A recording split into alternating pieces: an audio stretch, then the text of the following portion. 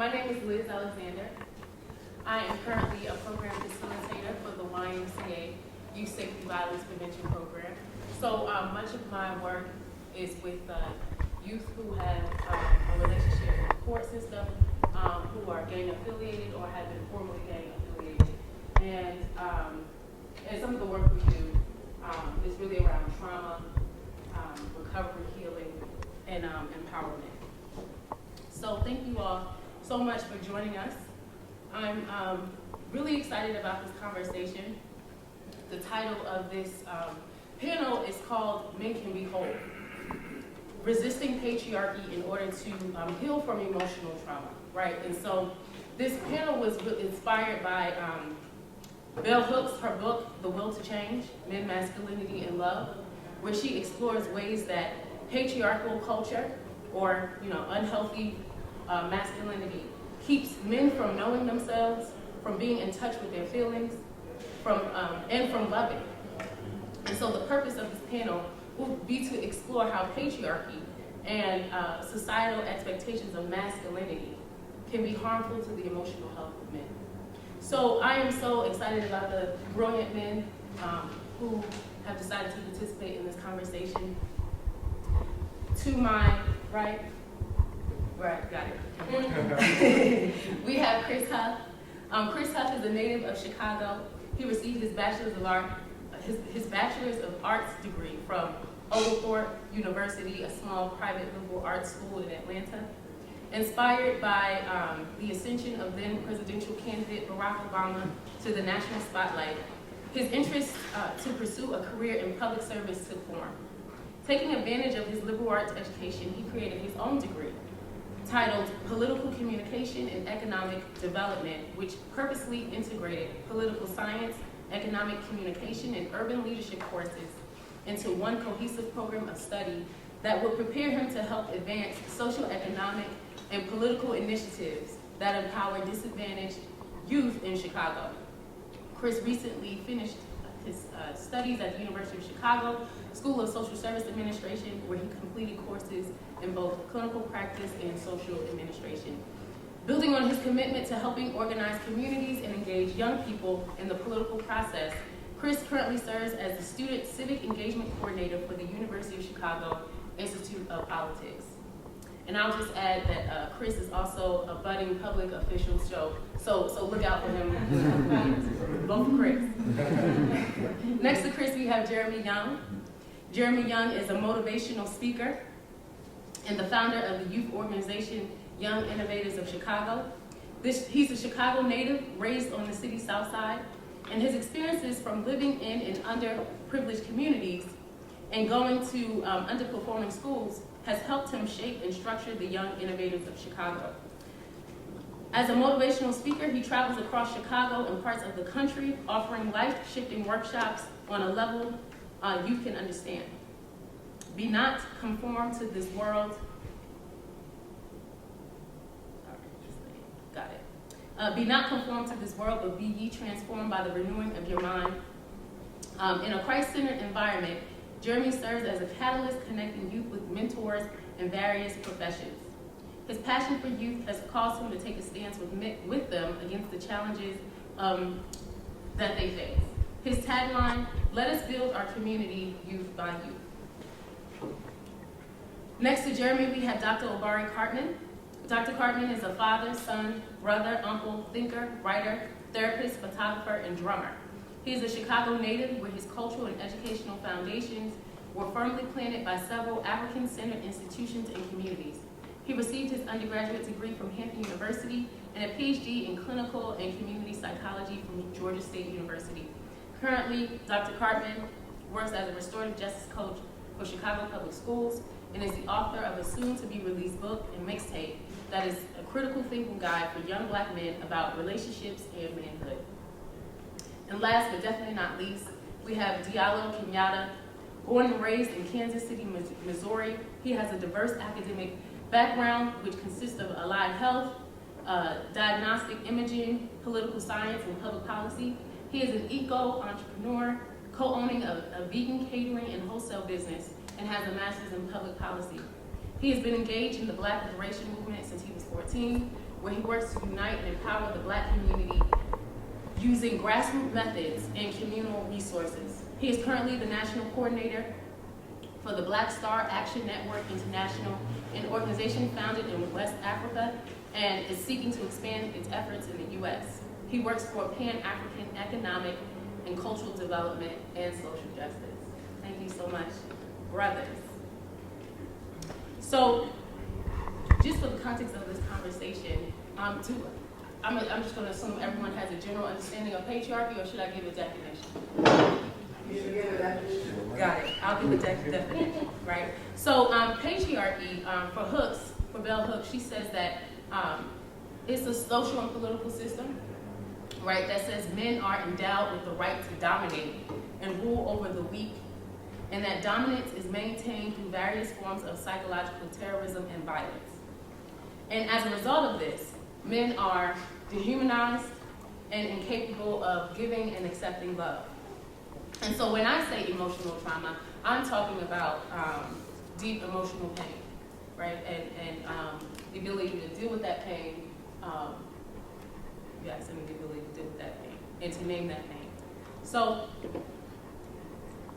I'm gonna begin dialogue, right? So brothers, assuming that you have been impacted by negative societal expectations of masculinity, or as Hooks calls it, patriarchal masculinity. How have you internalized these messages? In your opinion, what impact have they had on your emotional health and the emotional health of men overall? I should start this way, working on it now. First of all, I think Bell Hooks' definition of patriarchy totally collapses when applied to Black men in the United States, and perhaps even on a global scale. I mean, it's obvious that no one is pushing the Black man towards on a social scale, because patriarchy suggests a governing system or a governing ideology. And we know the governing system and ideology of the United States has never put the Black man on a superior or dominating level, from chattel slavery up to today. I mean, even as we have a African American sitting at the seat of power in the U.S. United States government, Barack Obama, we still see the blatant disrespect and disregard and devaluation of him as a man solely based on his heritage. So, working from that point of view, I'm going to pretty much, try to still filter my answers through that conclusion that I've drawn. In terms of internalizing the messages, I've never felt that I was a benefactor of male privilege. I grew up in a matriarchal home, it would be defined that way. I was raised first by my mother, and when she succumbed to addiction, I was raised then by my grandmother, and then after graduating high school, I was took under the mentorship of my great aunt, who's the sister of my grandmother, and all through my life, I've always had very strong and supportive female figures in my life who've always encouraged me, as we get to before, to be a man, but never degraded me as a man, never allowed themselves to be degraded for being women, and always understood that balance or that complementarity between men and women. It's not about me being better to her or vice versa, but always about us working together, to achieve common interests and common goals. So I don't think that my trauma can be related back to patriarchy. Although I won't say that I have not been traumatized, but it's I would say racism and white domination is more the root of Black male trauma, and what we have to respond to and address more so than patriarchy. And it gets to the level of absurd, because I've had women tell me, oh, you're a benefit because you're a male, you benefit from the patriarchy. But I always ask for evidence of that, statistical, social, cultural, historical evidence that Black men have benefited from the patriarchy, which I acknowledge exists, but I don't think we were included. From the writing of the Constitution to determining international and social policy today, Black men are not at the table as controllers or even benefactors. At best, we're servants, even if we're glorified servants.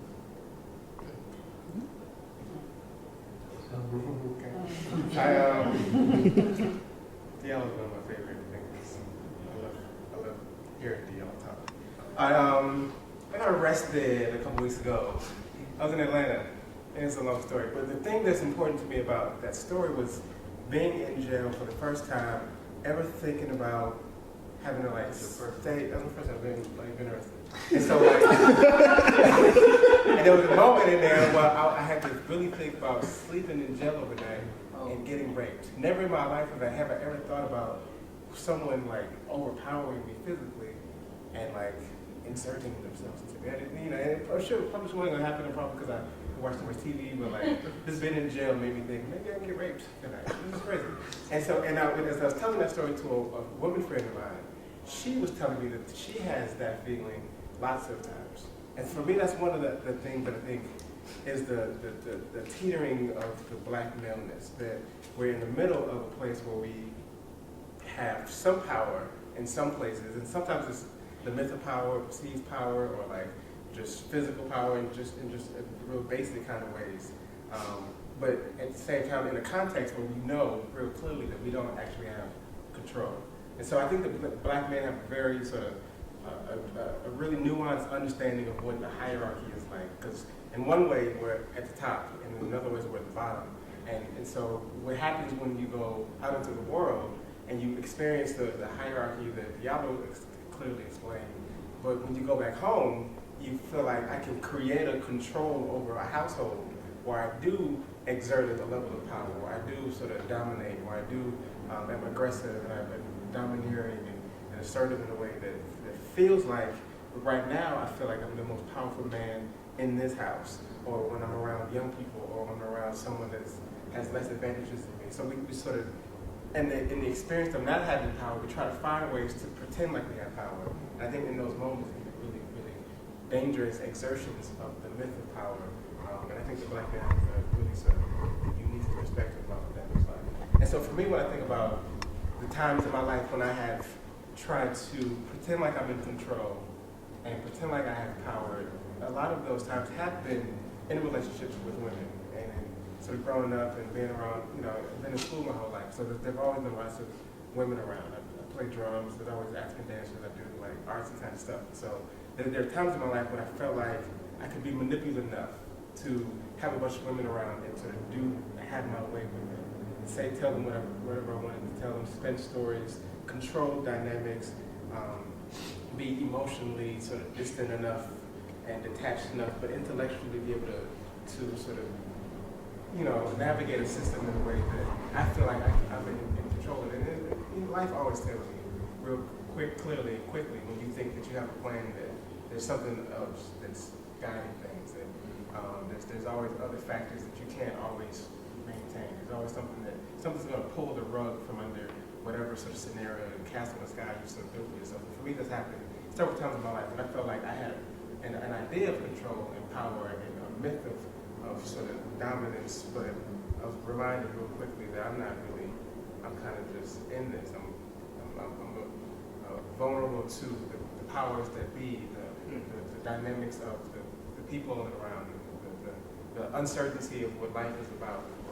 And so for me, I think there have been lots of times that I've had to deal with trying to think about what it means to be a man, and thinking that means being strong and dominant and in control, but reminding myself that it's really about being humble and being submitting to what my purpose is and what the other needs of my community are, my family are.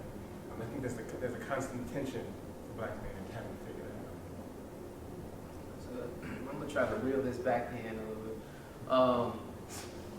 Well, I think when it comes to your question, first I try to not generalize things and say it's a world thing. I think you only know the world through your perspective, and that your perspective is through what you see on a day-to-day basis. So a lot of, like, even if I go to a school, I tell the young people, of course you live inside of the world. Like we live in a galaxy as well. We live inside of the world, but you don't know the world. You only know what you are around and what's surrounding you, right?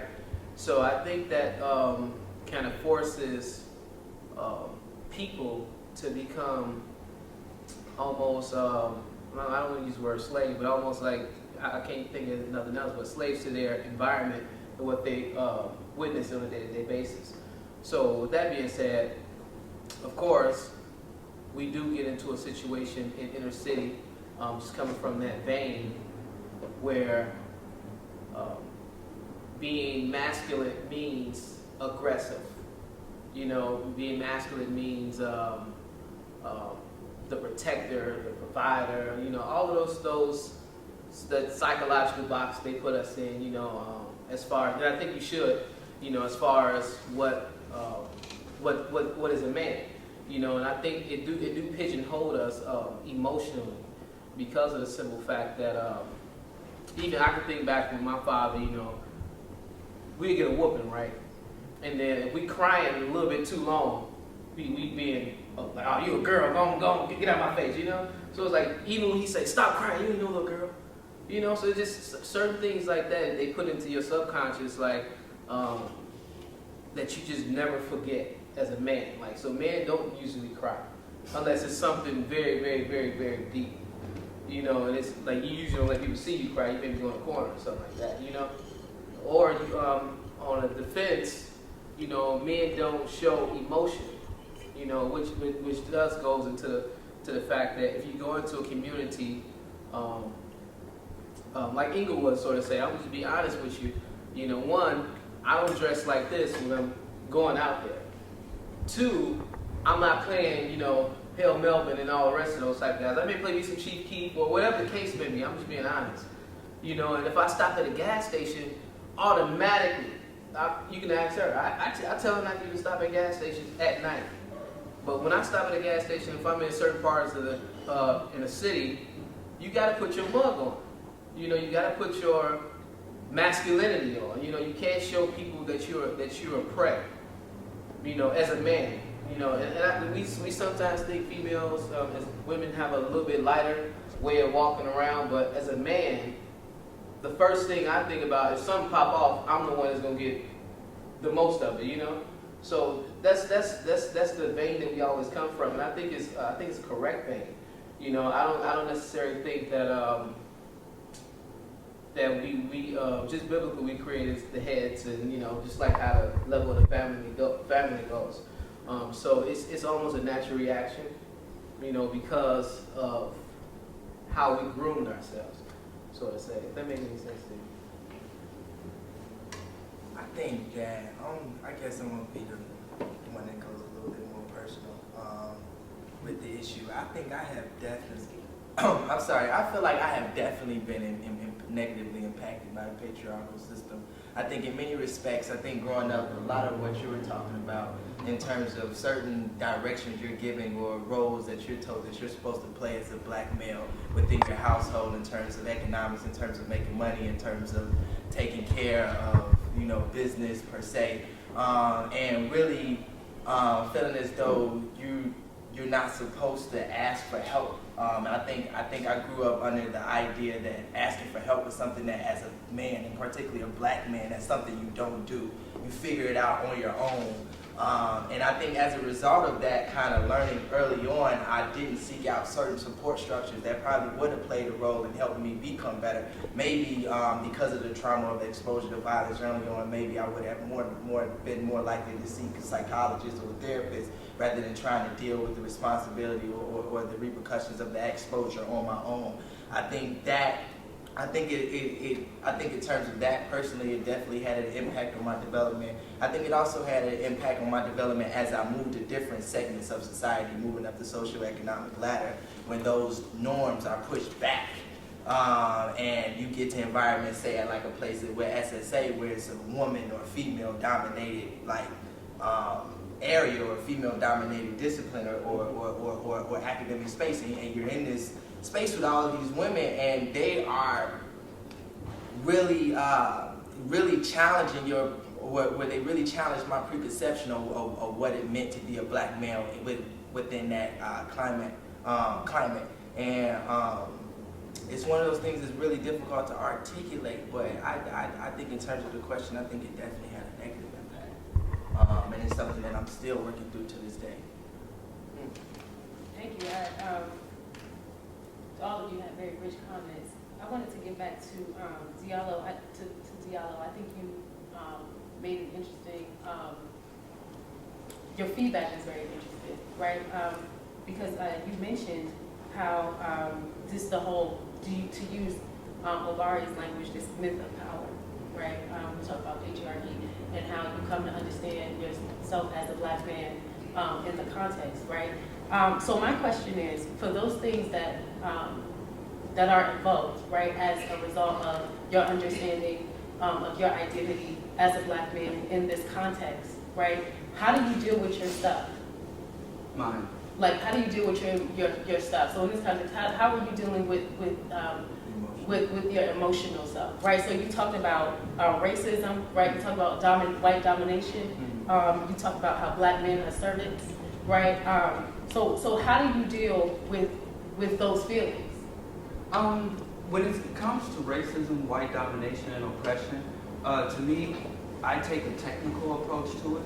To me, I think it's a given, and it's inherent, and it's institutionalized, and part of the very DNA code of this society. So, in dealing with it, I often deal with it with a bit of humor. You know, I write, and I'm very into reading the biographies, but to me, it's war. And it's a war for the liberation of African people, to end the genocidal incarceration of our people. And when I hear from Mike Brown, hear about issues with Mike Brown, young brother Jordan Davis, or Trayvon Martin, it's expected. Right now, in my mind, I'm saying, where's the next atrocity coming from? When is the next atrocity going to happen? And will we develop and deal with it, develop ourselves and cultivate ourselves as a people to respond more effectively? So I don't really take it personal. I don't get hurt. Like, I can't count how many times I've been in handcuffs since I was pre-adolescent. I used to have, growing up in Missouri where there aren't many Black people, they grew up in Chicago. Growing up in Missouri, I had to move to New York before I could walk several square blocks and see only Black folks, or see white people, where I would see on TV white people clutching their purses, or, you know, being intimidated by threatening Black males. But where I'm from, them good old boys, and then Ozark Mountain boys, I never saw white folks that act like that person.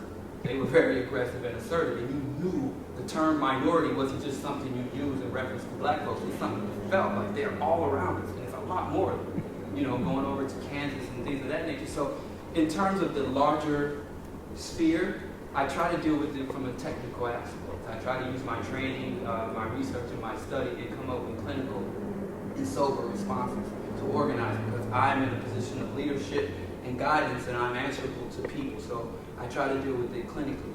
As far as when it does touch personally, that's what family and support systems and community are for. I don't carry the burden myself.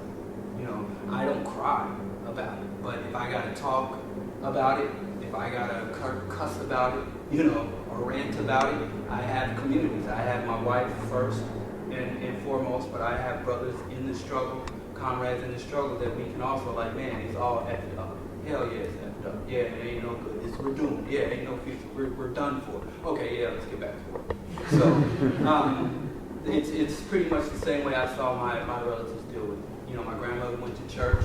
My uncles went to domino games. My younger brother plays basketball to blow off that steam. But as far as the laying on the couch, getting the direct therapy, that was never anything from my cultural experience or anything I would do to do it. I just use those traditional Black African methods.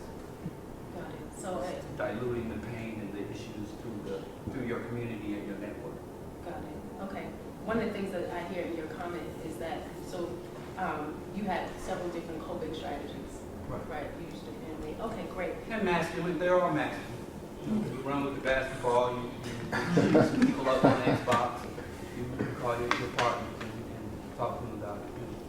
Awesome. And that's actually going to segue into my next question. So Bell Hooks, she has a quote, violence is boyhood socialization. The way we turn boys into men is through injury. We take them away from their feelings, from sensitivity to others. The very phrase, be a man, means suck it up and keep going. Disconnection is not fallout from traditional masculinity. Disconnection is masculinity. And I know that touches on some of the things that you mentioned earlier, Jeremy.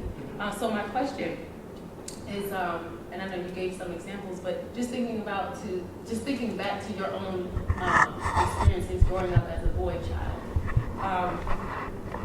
Would you say that, could you identify to some of that stuff? And if yes, how did it impact you? Well, of course, you identify to it, and it impacts you in a way where I believe it's more on the lines of how can I put it, like you ever feel like something is on top of you, like a weight is on you. You know, you're in a situation where you can't be vulnerable to nobody. You know, because it's just not what a man is supposed to do. You know, for a very long time, like my parents didn't let us even spend the night over like a guy friend's house.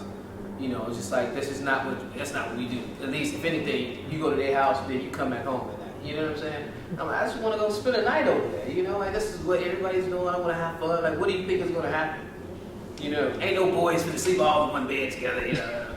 You know, it's just like I don't know, just to me, you know, as a child, you shouldn't necessarily project it onto a young man. You know, I guess parents see two extremes. You know, either he's gonna act like a man or he's gonna act like a woman. You know what I'm saying? That's kind of how my household was. You know, it's just like you ain't gonna be bullied. You're not gonna be nobody's boy, girl, that's kind of the terms that we use, you know. But it was just like, when it came to that, you know, it was just like, you were forced out of your comfort zone. You know, like, so it was not like necessarily who you was, but it was who you were supposed to be, you know, psychologically, you know, as a, you know, just as a child, you shouldn't go through that type of stuff. So I guess the biggest thing is, holding what you have and what you want to say inside of you, and then some people grow up as men with those same type of feelings. You know what I'm saying? With the same type of. We have a big problem in our family saying "I love you" to each other, especially to the guys. You know what I'm saying? Like we like, all right, man. You know what I'm saying? We bump. You know, we played like we hugging each other or something like that. But it's never a real full hug. You know, so it's just kind of like. But that's what we grew up seeing. You know, my father wasn't a very affectionate guy. He was not the type to say, yeah, son, I love you, and, you know, stuff like that. So we didn't grow up saying it to our brothers, you know, even our sister. You know what I'm saying? So it was a different type of mind frame. It was almost like you knew he loved you because he gave you another nod, like, yeah, you know. So it was like, so to me, I think that plays a big part into you know, society and how you grew up and how we look at the world and view the world. You know, even as I got older, a big thing to me was when I would start going to church. The first thing the pastor did is put his arms out, like, yeah, how's it going? And I was like, yeah, you know. He was like, no, man, you know, give me a, you know. He embraced me. He was like, you all right? You know, you seem a little uncomfortable. I'm like, no, I ain't uncomfortable now, you know. I felt like I had to tell my father, yeah, you know, the pastor gave me a hug, you know, so, you know, so, no, these are serious feelings, though. It was just kind of like you couldn't show that type of emotion. And as time went, of course, you start to understand, like, you can be a man and show emotion, you know, you just gotta pick and choose who you're gonna show that emotion to. You know what I'm saying? Because, I mean, truth be told, you can't show everybody you. You know, you can't be vulnerable with everybody. You can't be vulnerable with everybody you come across. Some people use it. You know, some people use it as your weakness. You know, we know that, you know, in the inside of us. So, you know, I want to try to cut this off, but, you know, overall, you know, just the fact that I was 17 when I first hugged a pastor at the church, you know, or even now, you know, me and my fiance, we over at the children's church, you see a lot of the kids just run up on you, like in between your lap and stuff like that. And you kind of like, oh, okay. You know, so just those unconscious things that, you know, that they put inside of you as a kid that just kind of like ripping apart now. You know, and it's kind of like putting us, the real man, into some type of masculine role. Now we thinking, oh, these ain't real men out here. These kids are kind of like little. You know what I'm saying? Like, so I just think that's the biggest thing about growing up with that type of stereotype. And I think, just to piggyback off that, I think it, in my experience, it's like a dark cloud hovering over your head that you like have all of this pressure. It's like it like this dark cloud kind of turns into this like pressure to be like like not masculine, but the pressure to be like this to achieve this standard without having a proper outlet to like kind of go to. Because I think not everybody, in many respects, like me growing up, didn't really have a strong family structure. I was just raised by my mom. Really didn't grow up in the church, so didn't have any real relationship with the church. Didn't really have those natural African outlets that, or traditionally African American outlets that folks use. So the people within my neighborhood became my like, that was the actual place where I would like kind of relieve some of that negative energy. And I would relieve that negative energy based upon what I thought was an acceptable practice, whether that be fighting, or whether that be picking up guns, or whether that be hanging out in the streets, whether that be smoking marijuana. Those are the ways that I learned how to cope with that extra pressure to be successful and be a man within this climate where you are kind of in some respects, like you're part of this patriarchal system, correct, but you're like second class within this patriarchal system. So how do I maneuver and be successful? And I think that cloud produces a sort of almost depression that kids have to learn how to deal with if they don't have those outlets to go to. Well, I actually went through all this, and I'm grateful for it. When I was reading this, I just recently taught my youngest son to play chess. And I remember when my uncle taught me to play chess, his method was to thump your ear every time you made an incorrect move. And then after you learned all the correct moves, if you didn't apply the proper technique, he'd thump your ear, and it hurt to this day. That stings. But I didn't apply that method. When I was teaching my sons, I tell them, when I was your age, man, if I hadn't made that move, I'd have got my ear thumped. So you got it easy. And I had to learn to fight. I had to know, if Uncle Carl ain't around, Uncle Clint and Uncle Chris ain't around, then you the man of the house. So if something go down, whether it's a mouse in the kitchen or somebody coming through the window, it's your job to protect your sister and grandma. So I was told that. I was proud of that. And then just observing, because, the white kids, they would be Eagle Scouts. And they'd be going in the mountains and shooting crossbows and shooting shotguns. And I'm feeling bad because I'm throwing rocks. I'm all of a sudden a big villain and a monster if I want to throw rocks, let alone tote a gun. But, I had met a friend from the Igbo community. And during his rites of passage as a young man, I think he was 13 or 12, one of his requirements as a rite of passage was to slaughter a cow. And these aren't the docile cows that we have in the United States that y'all eat. It's one of those big, 13-foot diameter horns, big giant, 8 feet at the shoulders. And he had to puncture the jugular, bleed the cow out, lay it out. And he said, first the cow fought, and it bled. Blood was everywhere. He couldn't even see. It was just a mess of blood. And he had to quarter and lay this thing out dry. And then he had to cut it and prepare it and salt it, and then present it to his family. Like, okay, now I'm a man, I'm a provider, and I've shown this, and I'm worthy of tending. I can't tend the cattle if I'm not willing to do the ugly stuff.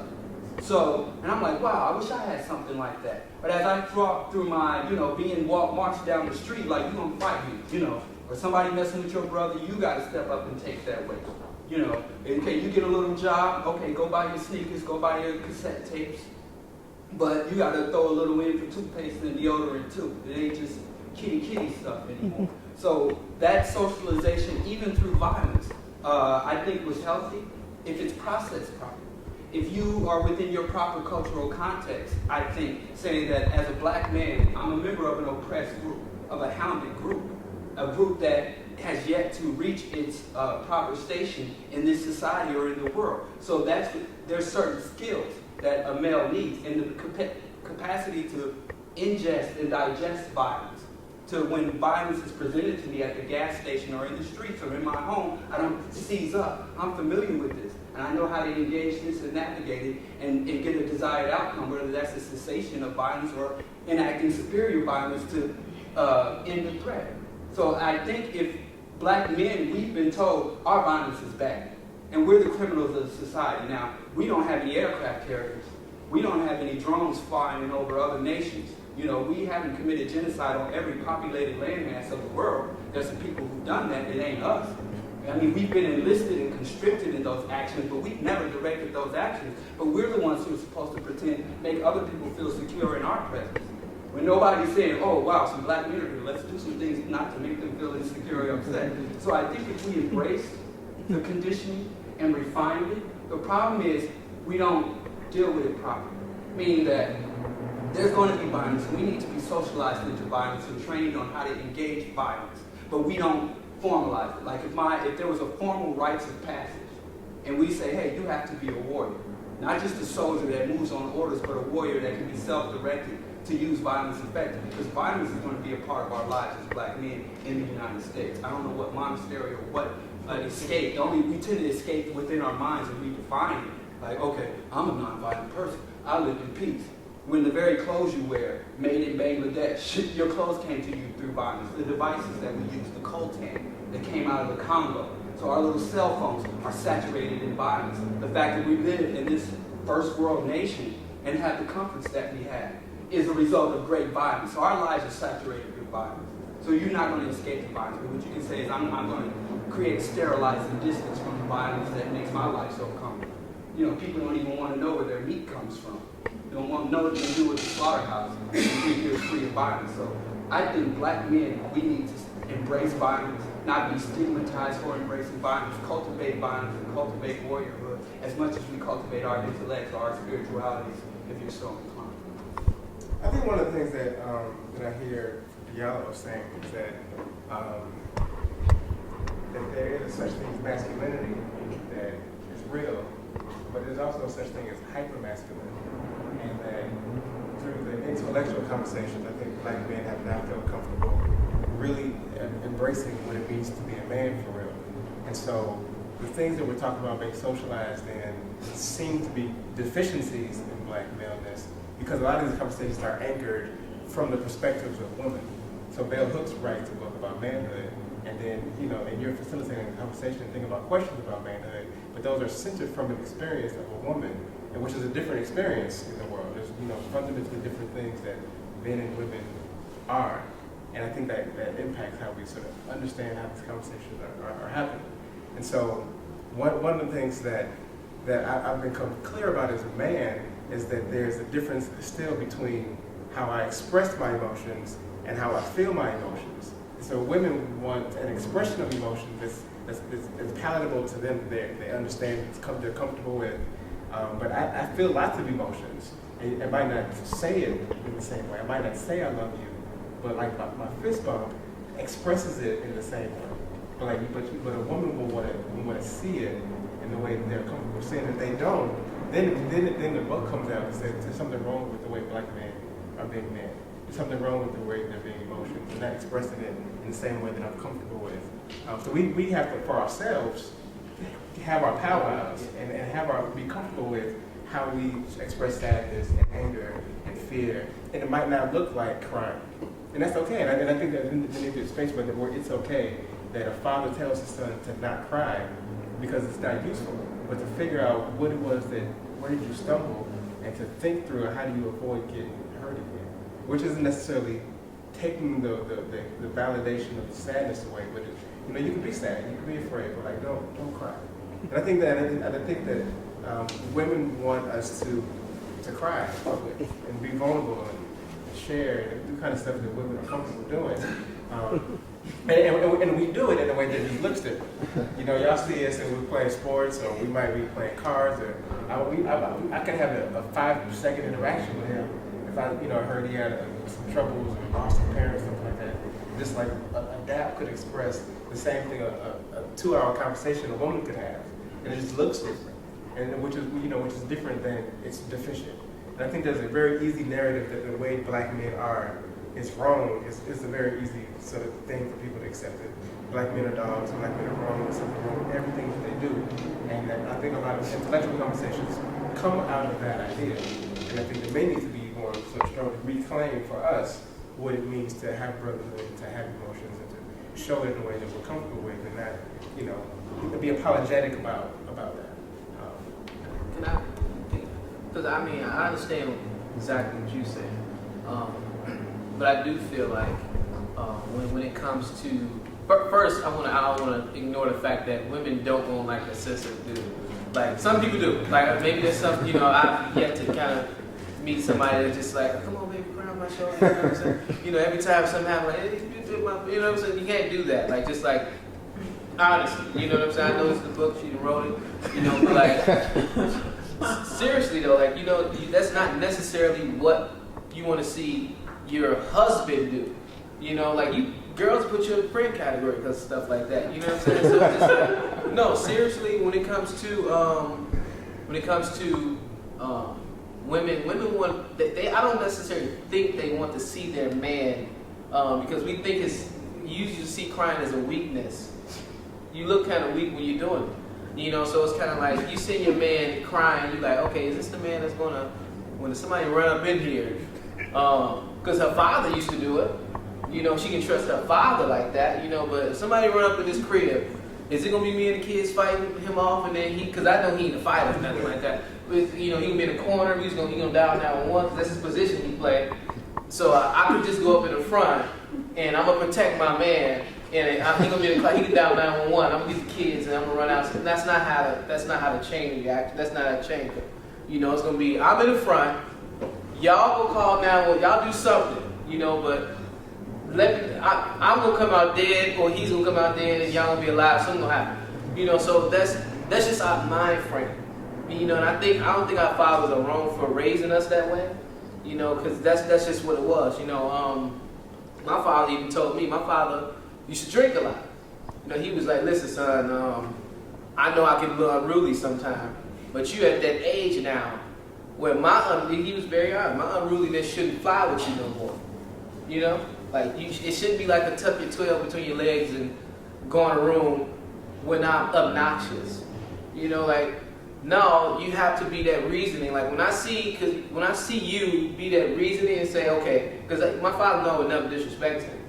When I say, all right, okay, now you get a little bit too, you need to calm down. You know, oh, okay, it's like that, huh? Then he calm down and leave. You know, but you know, he kind of saying that neutral, I ain't a cub no more. Like, we kind of like want to say, you know, like, I'm not a kid. You're not going to come in here and flip everything around and I'm going to just sit here. What's going to happen is you're going to have to flip me around with the rest of the stuff.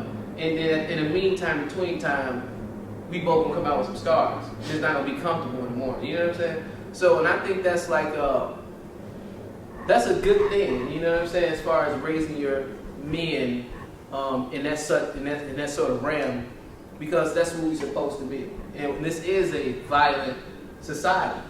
You get what I'm saying? You really do have to walk around in the back of you don't want it in the front of your mind, but in the back of your mind, you always gotta expect the worst. If I go to this gas station at night with my wife or kids and my fiance, you know, and somebody wants to try something, I gotta be here, or I gotta know what I'm going to do before it even happens. Because you can't be in that type of situation public. You know, so those type of things just kind of make for. Can we participate? Yeah, you know, I was going to add, we can. I wanted to respond to the conversation that's going on now.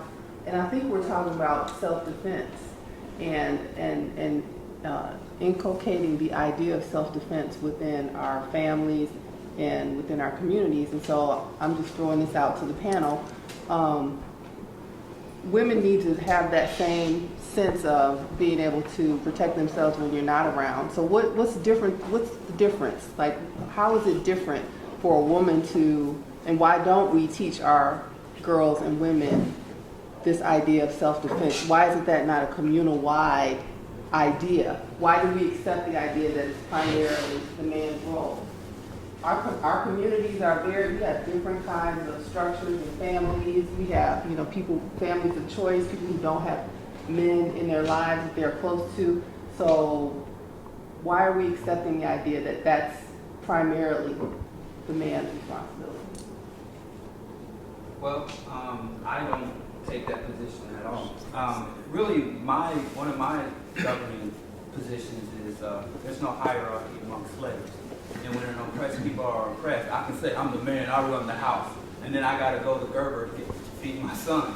So, or earn cash to feed my son, and the cash has, dead slave enslavers and slave rapists of my ancestors on. I have no illusions about my standing, and I don't try to puff out my chest. So to me, I didn't go out into the world to find a woman to protect. I went out into the world to find an ally in my struggle for my individual and collective liberation.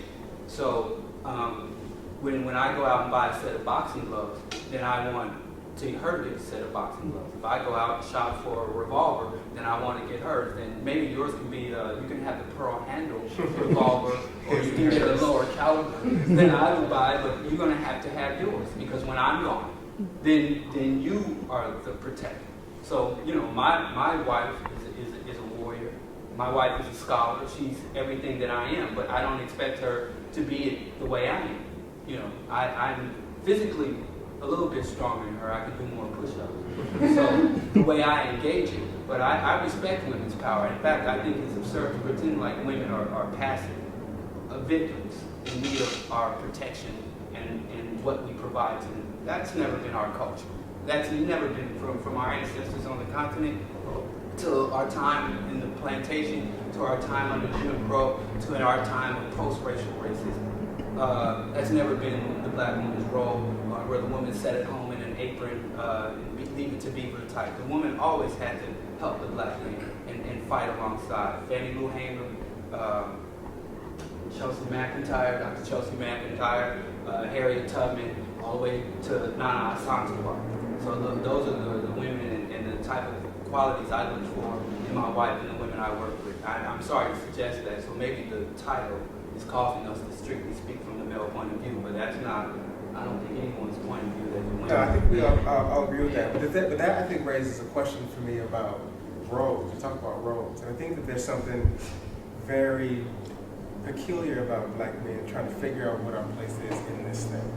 And women's role as life bearers has always been valuable and important and undeniable, and we have to sort of, participate that in like 2 seconds that it takes for us to plant seed in. But after that, we kind of sit back and watch that process. And so then I think there becomes a question for men and sort of finding our place and figuring out what our purpose is and what our role is. So we want to feel like that is our primary role, to be the protectors and providers, which is difficult in a place when we're not able to advance through schools as much, where we're not earning as much money. We're still probably making more money on the dollar than women are, but that's changing in Black America. And so as that changes, Black men are going to have to figure out then what. If where women are equal, they're bringing home more money than we're bringing in, and they're having children, raising children, which we're constantly having to figure that out. Then what is our place? And again, I think it comes back to us having to make it up as we go along, but I think there needs to be more standards around that. So, women are still bringing home the children and the bacon now. What are you going to do? How do you step up? How do you be responsible? How do you be accountable? How do you build? How do you provide? How do you do that in tandem with your partner, but have a specific, unique role to play in that women have prescribed naturally? The men have been having part of the design is Black men have been removed from their ability to do that, because if you're strong and able to control your own stuff, then you're a threat to the status quo. So you can't let men do that, but you can't stop women from being Black men. So I feel like men have to figure that out, but we haven't had yet, particularly as things shift. Go ahead. I just had a question. Yeah, but go ahead. Oh, I was just wondering for the panel, in keeping and understanding roles, I've been teaching school now for 15 years, and I've seen a very, very clear role reversal for for boys and girls from junior high all the way through high school, whereas the girls are becoming a lot more, taking on a lot more what are considered traditionally male roles. They're a lot more aggressive. They're the ones in the classroom that are more assertive. They're the ones that kind of are more forceful, and the boys are the criers, and they're the ones that that complain. They're the ones that will seek the approval of the girls. It's from what I saw in the late 90s to what I'm seeing in my classroom yesterday. I see that, and so as black men, I'm wondering if you feel like there is a need to preserve your place. Because just as I feel like the woman has a prescribed role in life giving and so forth, there is a clear masculinity, there's a clear strength and power in men, and is it important to preserve some of the traditional roles as opposed to surrendering them and trying to figure something different out? No, if you can. But I was gonna say that I think in my experiences, I think it's important. I think preserving the role is something that I think I would caution. But more so, I think I would caution that because of the connection to self-esteem that for young males in terms of that your role or that role has sort of an intimate connection to how that person views themselves as a person or successfully maneuvering or growing through within society. And I think if you kind of snatch that away, what you get is a kind of a confused individual or a person kind of lost trying to figure out, which I think even dampens the self-esteem even more. I think he hit it on the head when he said, I think that's a place where we kind of haven't figured out exactly how that adjustment is gonna be made. And I think what ends up happening in some cases is the idea of, I think that's where the idea of hyper-masculinity comes into play. People want to be more masculine to try to push the envelope to say, I'm a man type of thing. But that's what I would say. Well, when you say traditional roles, I think we have to define what tradition, because we have several traditional baskets to pick from. There's the plantation tradition, there's the Judeo-Christian tradition, and then there's the African tradition and the African diaspora tradition. If we go back to the Judeo-Christian tradition that the man is the head of the household and the woman is underneath him, then that's an absurd and very difficult and dysfunctional tradition for black people in this nation to strive for, from my point of view. But if we go back to the African tradition, there was never, that I'm aware of, in my studies, this thing of the man is the provider and the woman sits at home and tends to the babies and eats bonbons or whatever. That's never been our tradition. So the role reversals, I think, is much bigger than people's choices or any youth's choices. I think it's a larger societal. We live in a de-industrialized society, so the factory jobs are gone. The man work is gone, and the woman work is here. So the man has to make the choice. I will effeminize myself or take on what the society has deemed as effeminate, sitting at a desk, sitting and listening, not moving quite a bit, and you got some 6 foot something, 200 plus something man sitting at a little keyboard in a cubicle when he should be out, the city of the big shoulders doing the heavy lifting. So that work isn't available, and when it is available, they have everything from exploited migrant labor to other exclusive racist unions. So what I think is the black man has to do is, now that we had this detour from our black liberation struggle and we got integrated through affirmative action and we got some good jobs, and that was a temporary holdover, we got to get back to that struggle. And as many of our previous revolutionists told us, if you don't have a job, that don't mean you have work to do. And every time the black men started doing their work, they found jobs for us. And when they don't have jobs for us, we do our work. And so the way to fix that reversal that you were talking about, which is the feminization of the boys and the assertiveness of the girl, and as they were saying before, I don't need a man, or if I'm gonna give him a man, he got to make more money than me, and then your options fail. We have to again retreat to our culture and stop with the integrationist efforts.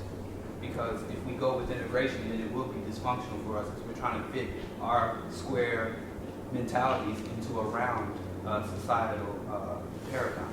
But it's the much larger society. The effort to go from boy to boy and girl to girl and say this is an appropriate behavior, an appropriate role, and go, that's an inefficient and ineffective way of doing it. So once we change our community, take control of our community and provide proper direction, because every time I drive through our community, I see a whole bunch of labor-intensive work that needs to be done, from the homes to the empty field to the trash to patrolling and securing our community. But nobody's going to pay us to work in our own best interest. In capitalism, we get paid to speak to someone else's interest. So we have to, even though we're under capitalism, get this communal, socialistic, economic, and support base back that we had, because we was eating and living without jobs, and we was marrying and raising families and had intact families, multi-generational intact families back under Jim Crow, because we had that undercurrent of African resistance and culture that we gave up because we thought we could all just be Americans after the Civil Rights Movement. So there's the Civil Rights Movement and then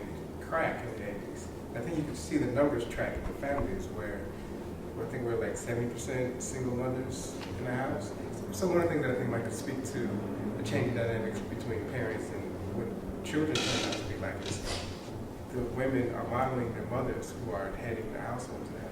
And even though there's fathers around, because fathers are still present in people's lives, but they're not primarily living with. And the sons are modeling the mothers? And the sons are modeling the mothers. And so the mother becomes what you see, and then it becomes what you do. So if young boys aren't seeing fathers in their house and learning what that looks like, then some of that world person, I think, comes to the classroom. I appreciate all of the viewpoints of the panel. I just want to say that first. All of you have your distinct style of speaking, communicating, thinking, and I appreciate thought. All of your thoughts work for you, and collectively, your thoughts work for us as a community. So I appreciate that. If I'm on 63rd and Cottage, I'm gonna be the same way I am right here, because I appreciate me. We have to have a society where we appreciate who we are. If you're talking about Jim Crow, if you're talking about slavery, if you're talking about patriarchy, which I equate with white supremacy, it made us ashamed of being who we were. And that never yields anything good. So as far as the roles are concerned, the role with me and my woman is not representative of the role of every man with every woman. It's representative of the role of me and my woman. If I'm meeting the needs of my woman and she's meeting my needs, and we're in that community, I think that's all that matters. And if we have a union that reflects a larger community with African Americans, or the African American family, then that's fine. You see what I'm saying? We have to be confident in being who we are and the needs we have to meet and the way we have to meet them. And if your view doesn't work for me, that's fine, because I'm not you. But I think our views have to work collectively to build something for our community. But can I? Yes, sir. Exactly what you said that's good. I come from a place where if I'm going back into the inner city, it's to inspire somebody. I don't necessarily like to come to them in a way that may seem like I'm on another level. Right. You see what I'm saying? Because of the simple fact that we know what the hood is like. So it's kind of just like if you black, but you ain't our black. You that other type of dude. You know what I'm saying? So it's just, and sometimes they get it twisted because how I dress now. A lot of people don't know my story or where I come from, and I openly tell them. I don't. It's a badge of honor for me, but it's not like hey man, yeah, sure, I come from the hood, man. So you should give me some respect. But the thing is, like when I go out there, I try to go out there like, yeah, so I'm Jeremy Young from here. That's not who I try to portray. I try to portray what they may connect with first, and then I show them how to take that extra step. Because I think the biggest thing is they get to a point where they thinking, I can act like how I act, you know, as far as masculine or whatever the case may be, or violent anywhere, because that's who I am. Ain't nobody gonna change who I am. You know, I'm me. I'm you know what I'm saying? I'm gonna be on this college campus. I'm have my pants sagging, you know, my t-shirt on. That's all fine and dandy, but that ain't cool everywhere. You know what I'm saying? Like if you want to, I know what cool is in the inner city, and I know what cool is corporate. You know, it's a whole different type of cool. It's almost like you get to one level, you exceed that level, and then you get to the other level, you're the beginning of that level. So it's kind of like that I try to show them that, you know, because usually if I go into their city, I don't want to be perceived as somebody as not necessarily a target, but somebody that can't connect to them. You know what I'm saying? So if I'm trying to tell them how to, like, man, y'all don't have to hold him. What's the guns for? Like, I understand you don't like this guy, but why you want to shoot him? Like, you want to take his life? You know, and I think that's the mental capacity of them. Like, nah, he ain't gonna disrespect me, this and that. But I think the biggest thing is when it comes to the point where we're to the point where when we see the need is they need to be overly hyper masculine, you know, but they don't know how to fit into society at the same time. You can fit in and be masculine. You can fit in and have a hood swag, you know, but you got to learn how to refine it. You know, that's the only thing I really try to get across to them, you know. Okay, great. Well, so for the sake of time, I am going to conclude the conversation with my last question. I really appreciate, I first want to acknowledge that Bell Hooks comes from the context and how she understands patriarchy does come from the context of her challenging white supremacy and capitalism, right? I appreciate how you took the conversation and contextualized it from your own individual experience, right? And from your realities as Black men in this context. So I appreciate it. And so the question